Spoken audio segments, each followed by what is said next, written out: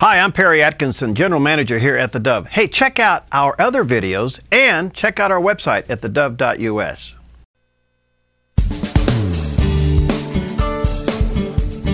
Well, welcome back to Focus Today. We are shifting gears to a topic I find fascinating. That Christopher Bogosh, good to have you here. Thank you. You are the author of several books, actually. This is one of a few. How many have you written? I don't know. On my own, I've written 4 books. Wow. And edited several other books. Okay. Yep. The book that we are talking about is called Use It or Lose It. It's Strategies to Prevent Dementia.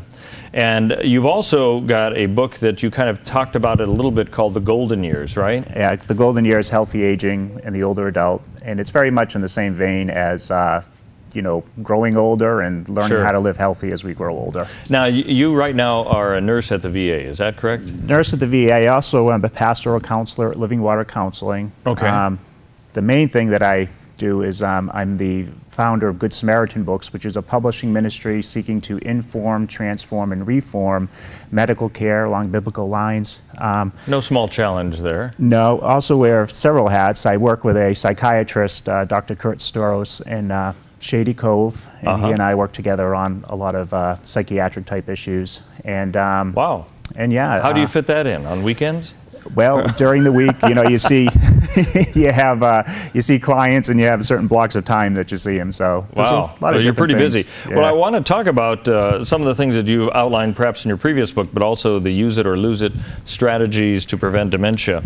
This is an issue that, as our population gets older, it seems like that just ties in so much closer to that. And I think prevention, we on our morning show, we'll come up with different new, it might be a drug, it might be some sort of a lab analysis that they've done with mice, to find out this has a potential for possibly reducing dementia, but it's always that. It's not like the silver bullet like everybody's looking for. What is it that you have found that helps you to state that there is a way that we possibly could have a strategy to prevent dementia? Yeah, well, the Alzheimer's Association actually invested about $500,000 last year into research that focused on physical exercise, mental exercises, and also some dietary stuff and supplements that help to prevent dementia. And the findings were incredible, and I'll just share some of the research with you. At the 2014 Alzheimer's Association International Conference, they found that physical exercise actually reduces an individual's chance of dementia by 50%. More than half. Really? And what kind of physical exercise are we talking about? Walking regularly, that kind of thing? Yeah, nothing really aggressive, but muscle exercise, cardiovascular type stuff, aerobics type exercise, and also balancing like yoga or Tai Chi. And I wondered about that, because I've seen some more of that kind of physical therapy going on for the quick twitch muscles and all that kind of thing, because it kind of alerts your brain, I suppose, to be active in areas otherwise it wouldn't be, right? Yeah, well, you have a system within your body called Proprioception. I've never heard of that. Do tell. It's a system where, when you're deep breathing, eyes closed, and you're thinking and kind of breathing and not clearing your mind, but thinking mindfully about things like scripture. Okay. And you hold yourself in positions like in isometric type of positions, like kind of half squatting or something like that, so your muscles are strained. Okay. Then you're actually moving your body to try to adjust to keep your balance, and that's called proprioception. And that's a different way to memorize scripture. It is. In a half stance position, looks like you're ready to lunge at somebody or whatever. That's pretty interesting. So what you're saying also is that just the general exercise, like if you have a park nearby your home or something, walk around it a few times a day, that could help stave off Oh yeah, dementia? Definitely. Even if you park on the far side of the parking lot and walk into work, walk up the flight of stairs, it doesn't have to be aggressive exercise.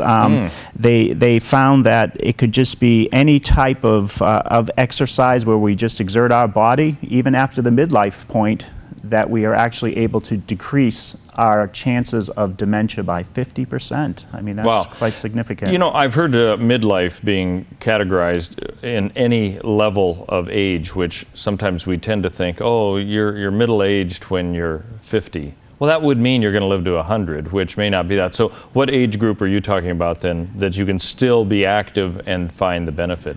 Well, the mean age for males in America is 76 years old, and for females it's up to like 78. So would you go at least half and then older than that? Yeah, that's right. Okay. You know, one of the findings, of course, we're living past then. A lot more people are living past that age, and as we age up into the 80s, one of the findings is that 1 out of every 2 people over 85 will have dementia. To some degree, I guess, right? Or is it full-blown? Yeah, just to some degree moving in. There's usually different stages. You have, you know, you have normal, and we're going to get into this in the seminar.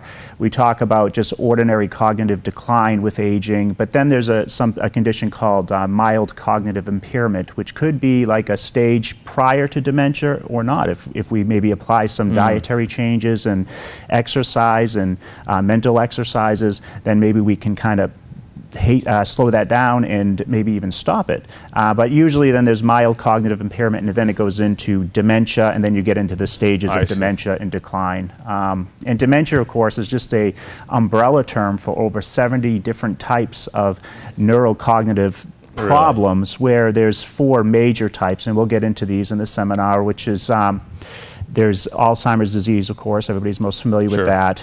There's Pick's disease, or frontal lobe dementia. I have heard of that, yeah, but not much. Yeah. Yep. Okay. And then there's Lewy body dementia.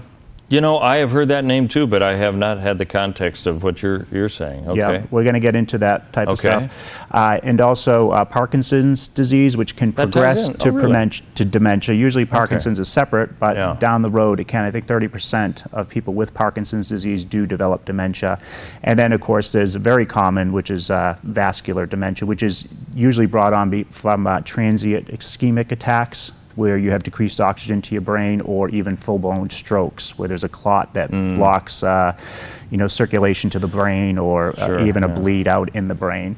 So those are the 5 major types of dementia that we really encounter in our culture today. Okay, now you mentioned you're going to have a seminar at the Smullen Center, right? When is that happening? May 9th.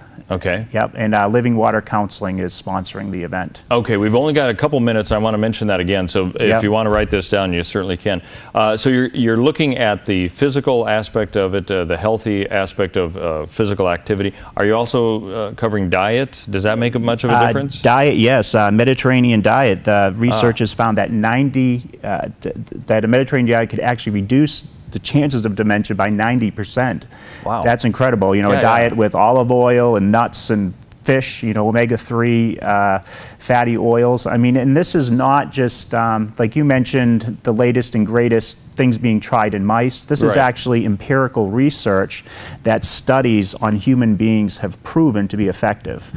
So, you know, it's not the fly-by-night latest and greatest. This is actually science that is supporting what we're going to approach in this seminar. Well, you sound you sound encouraged that there are active things people can do that really can have a big impact on their level of Alzheimer's should they get it, right? Definitely.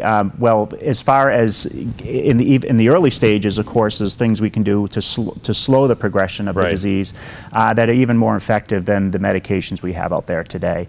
And that's usually where people look. They want the silver bullet. They want the medication. How is this going to fix the problem that I have? But, you know, sometimes in the way God has created us, we are the best fixers of that problem, even within our own body.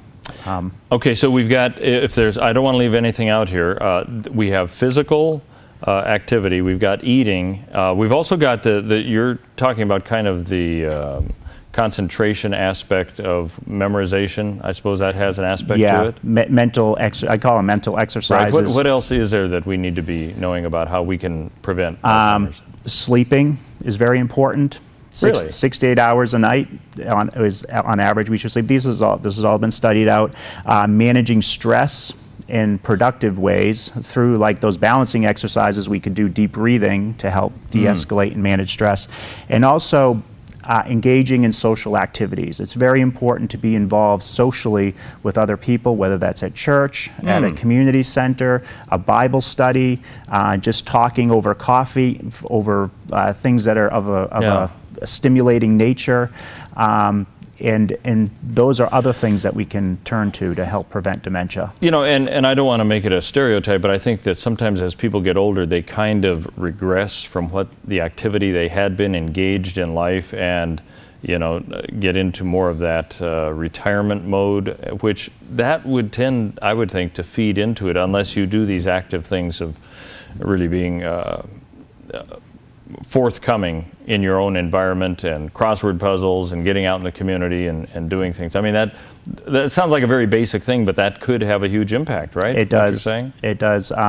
Other research has found that we are our own worst enemies, that we don't take care of ourselves in the way that we ought to. And one of the things that can be really hurtful is isolation. And we're always usually trying to play catch up with dementia. Like there's a seminar going on at the Smillen Center even today that's really, okay, how do we deal with people when they have dementia? But one of the exciting things about the Use It or Lose It Dementia Prevention Seminar is what can we do to slow it down and to even maybe stop it from coming. That's cool. Hey, give the information again about the seminar. I want to mention it's Christopher Bogosh, a pastoral counselor. He's also author of Use It or Lose It, Strategies to Prevent Dementia. Yes. Smullen Center, when is this going to be? May 9th at 9 a.m. And you can contact Living Water Counseling. And the number is on that brochure there. All right. And if you need more information, just contact us. Thanks for being with us. Yeah, appreciate it.